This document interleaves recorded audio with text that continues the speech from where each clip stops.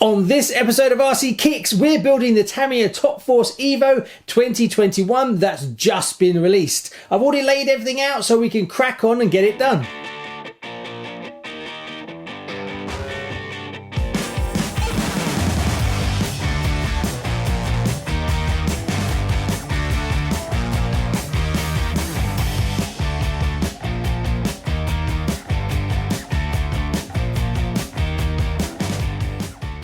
Hi and welcome to RC Kicks. On today's show, well, we're finally building the Top Force Evo from Tamiya that's only just been released. Yes, I'm a little bit excited because A, I've been waiting a long time for this, and B, I've never built one before.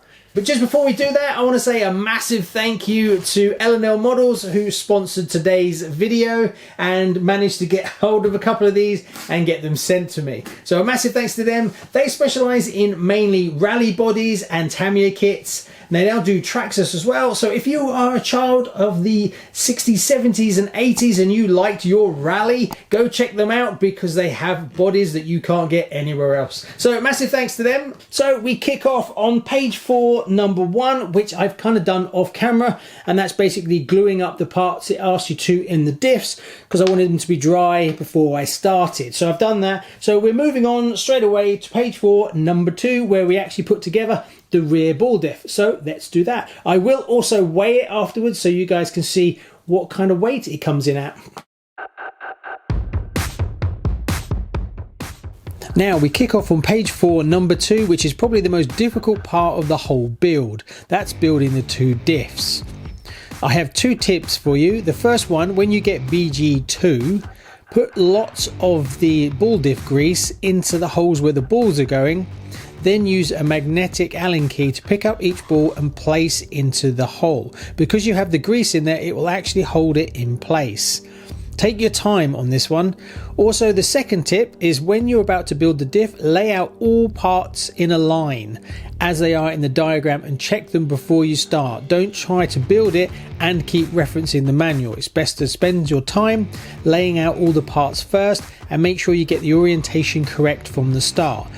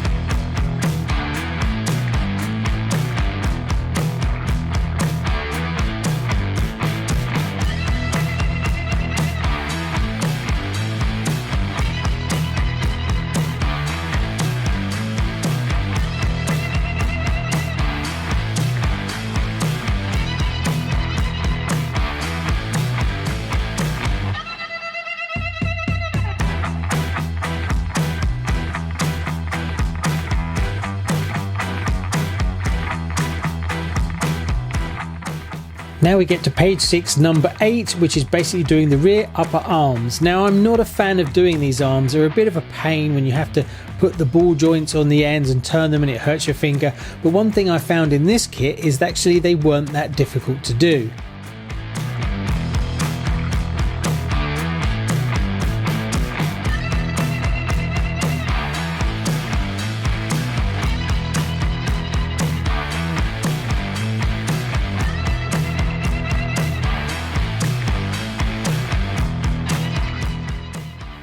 Now we get to page 7, number 11. Now I've been told the reason that the arms are in two pieces is so that they can be hollowed out to make them lighter.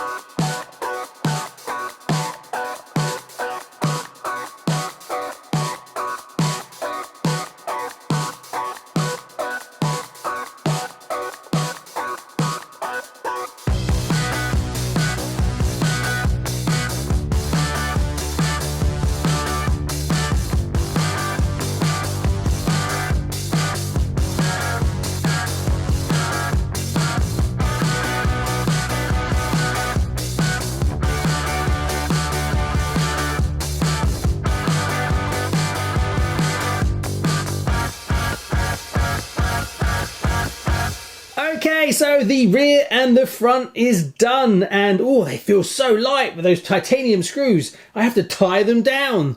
Actually, they're a good weight saving, but yeah, I'm really doing it because I want it to be like the original vintage one, and that's why I've got me tyres that are correct.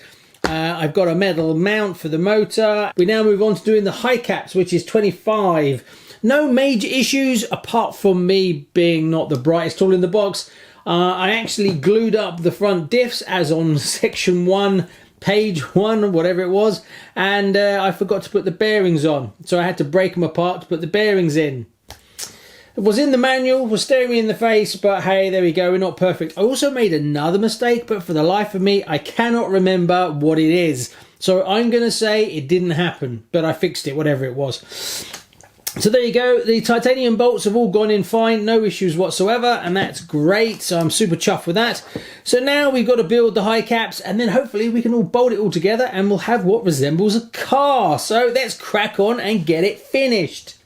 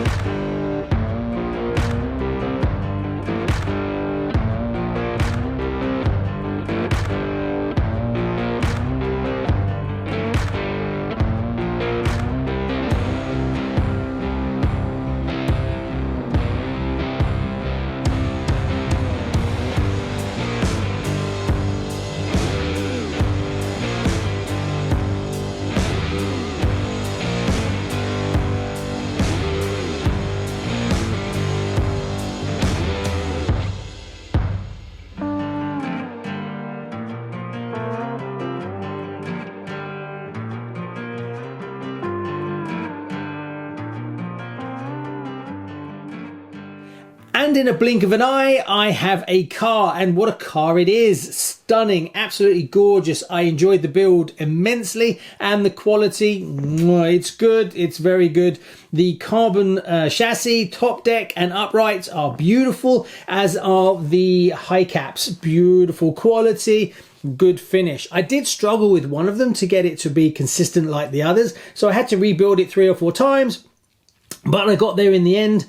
Made a few small mistakes myself, but that was just me, nothing to do with the manual or anything, but I soon figured them out and fixed them. Now all I've got to do is fit the decals, so I've got to cut those out, and then we're pretty much ready to go. Also inside, as an inside geek joke, I've actually put the TBLE 04S ESC in the car that I got in my Unimog, because obviously that was supposed to be what you got with the car, even though we got the TBLE 02, which some could argue was better anyway, but just because that's just become quite a thing with this car when it was released, I thought it would be quite nice to actually put the correct ESC in it.